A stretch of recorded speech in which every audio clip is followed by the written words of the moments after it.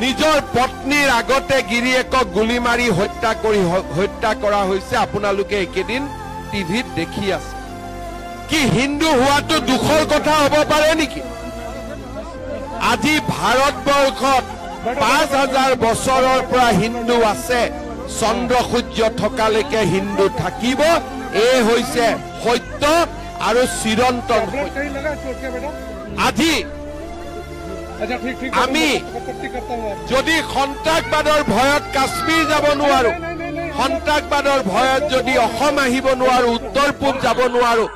তাক আমি কেতিয়াও মানি ল'ব নোৱাৰো আৰু সেই কাৰণে সন্ত্ৰাসবাদৰ বিৰুদ্ধে আমি হিন্দু মুছলমান সকলোৱে একেলগে যুঁজিব লাগিব ভাৰতত সন্ত্ৰাসবাদে যাতে মূৰ দাঙি উঠিব নোৱাৰে তাৰ বাবে সকলোৱে আমি একেলগে কাম কৰিব লাগিব